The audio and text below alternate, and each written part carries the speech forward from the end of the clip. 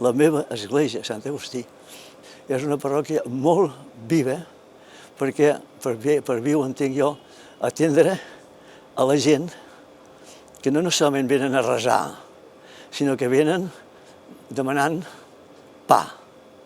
I la parròquia de Sant Agustí ve a ser com la petita catedral dels pobres. És l'església més gran de superfície de Barcelona, fora de la catedral, d'això, i la que té una capacitat tan gran que podem, en una missa de la Divina Misericòrdia, podem donar 1.200 comunions. Aquesta és, doncs, la meva idea de Sant Agustí. Santa Rita va arribar a Sant Agustí el 1750 perquè, com que els van prendre l'església de Valls, Sant Agustí el Vell, el rei els va prometre una nova església que van fer aquí i va pujar Santa Rita. Ja va pujar amb multitud, acompanyada de multitud. Bé, què li passa a Santa Rita? Que li diuen, doncs, la santa dels impossibles. Això sembla que ha passat de moda.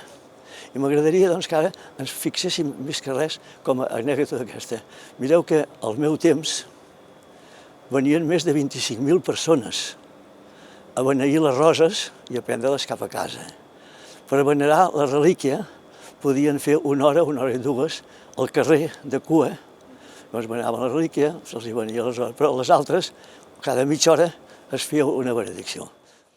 Nosaltres procuràvem que el dia de Santa Rita tot el que nosaltres dèiem fos la paraula de Déu, que la gent només escoltés la paraula de Déu, que després rebés l'aigua beneïda de, bueno, marxeu i feu el que vulgueu, però allà només es deia la paraula de Déu. Llavors, una vegada ens van enviar, potser ja devia ser cap al 13 o 14, ens van enviar TV3, 3 xicotets joves, van estar per allà, passejaven, ho deien, això, i va arribar un moment que em van demanar permís per poder gravar ja, no? Poder posar-se a l'altar, feu. Això eren les 11 del matí. I aquella mitja hora que demanaven es va allargar fins a les 5 o les 6 de la tarda, perquè aquells nois joves van quedar, bueno, és que no ho entenien. Què fas tu aquí? Tu ets una noia jove, amb la rosa a la... I què fas tu, noia, aquí? Perquè Santa Rita no és ni de vells ni de joves, és d'homes, de dones i de pobles que es venien de Girona a buscar les roses de Santa Rita. I els de la televisió, els altres anys, quan ja no venien enviats per TV3, venien a saludar perquè volien veure l'espectacle que era no solament l'espectacle, sinó el resultat de dir, home, què hi fan aquesta gent aquí? I els explicaven històries del que havia passat a la seva família, explicaven històries del que havia passat amb ells mateixos. I aquests nois joves, imagineu vosaltres, no? L'esperit cristià és enamorat de Crist.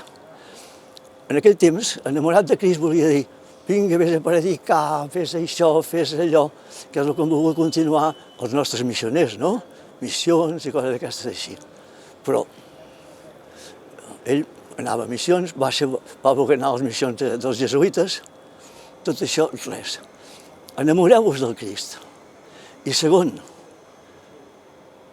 busqueu tots els mitjans que tingueu a mà per poder estendre el regne de Crist.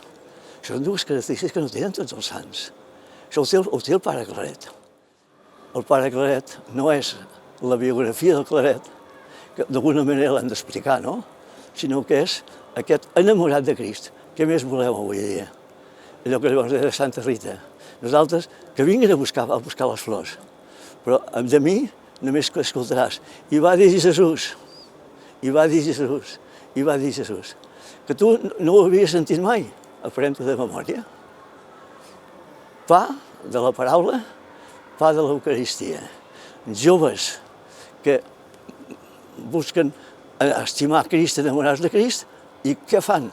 Buscar els mitjans actuals, i per tant ja no estan per biblioteques, ja no estan per això, estan per això que vosaltres esteu fent ara.